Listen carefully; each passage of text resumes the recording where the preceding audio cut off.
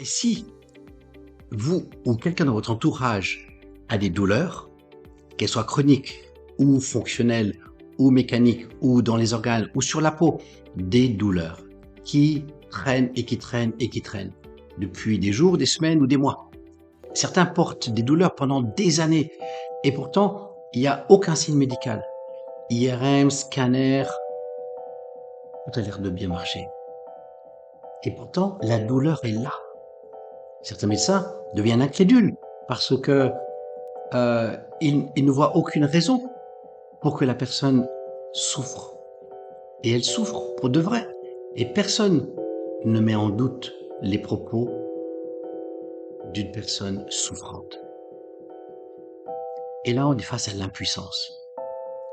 Pourquoi y a-t-il cette douleur?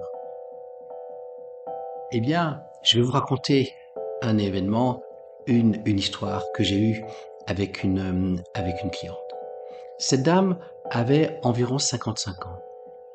Ça faisait environ 30 ans qu'elle marchait avec des béquilles parce qu'elle ne pouvait pas poser son pied gauche sur terre, tellement il lui faisait mal, et la sensation de douleur qu'elle avait dans ce pied était une sensation de brûlure.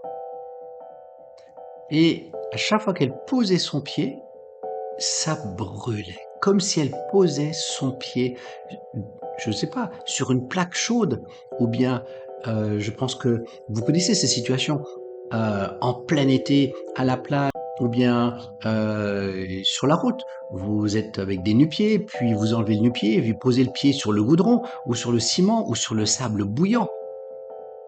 Rappelez-vous, une fois vous avez eu cette sensation de brûlure au pied, à courir jusqu'à poser les pieds dans l'eau, ou sauter sur un pied, ou enfin trouver une solution, il fallait faire vite. Eh bien, cette dame-là, elle avait cette souffrance depuis des dizaines d'années. Donc, après avoir essayé différents traitements, elle était réduite à prendre des antidouleurs. Alors, je vais vous donner un secret. Il y a un secret qui est très accessible.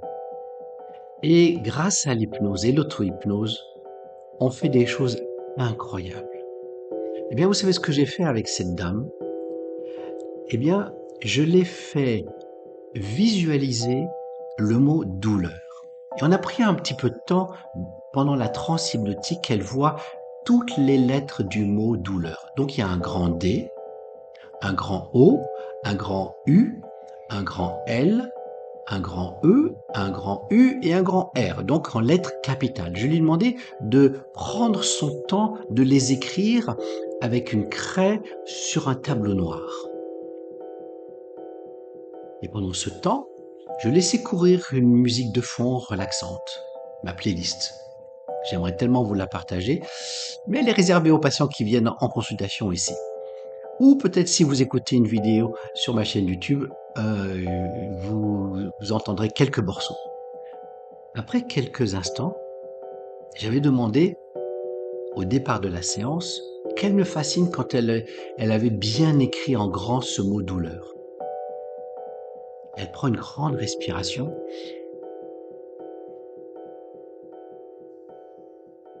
Et là, je sens qu'elle est dans sa safe place.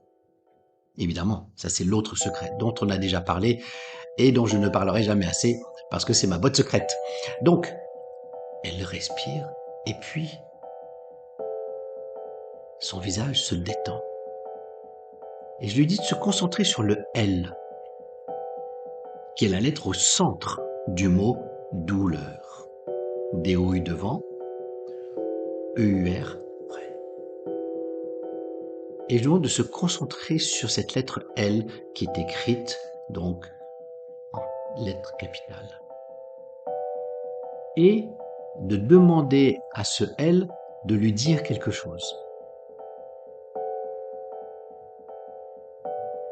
Au bout de quelques secondes, une larme a coulé de son œil, puis de l'autre œil. J'avais aucune idée de ce qui se passait dans son esprit, bien que j'ai en mon fort intérieur une intention très très forte de ce que je souhaitais qu'elle voie dans cet exercice. Et je me suis douté qu'elle avait vu ce que je voyais. Je continue mon travail d'hypnose, on avance, et puis on sort de la transe, elle ouvre les yeux, et elle pleure, elle pleure, elle pleure. De pleurs de paix, de soulagement. Et elle me dit, j'ai vu la ligne du L de douleur se recourber, devenir un C.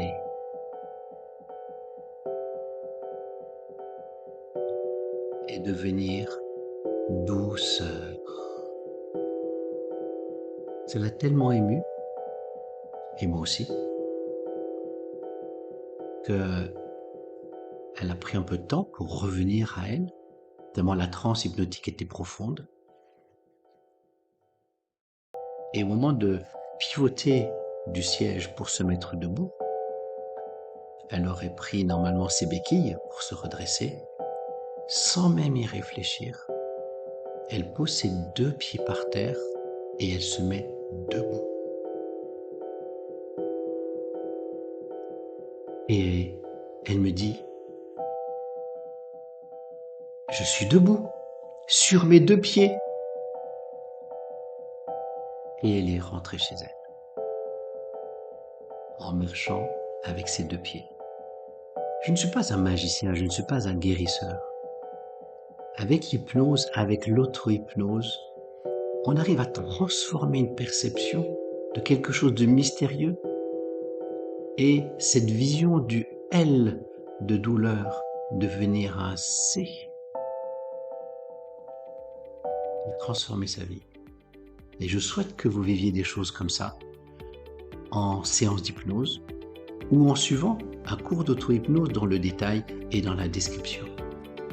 Et là, c'est un des secrets que j'aimerais partager avec vous.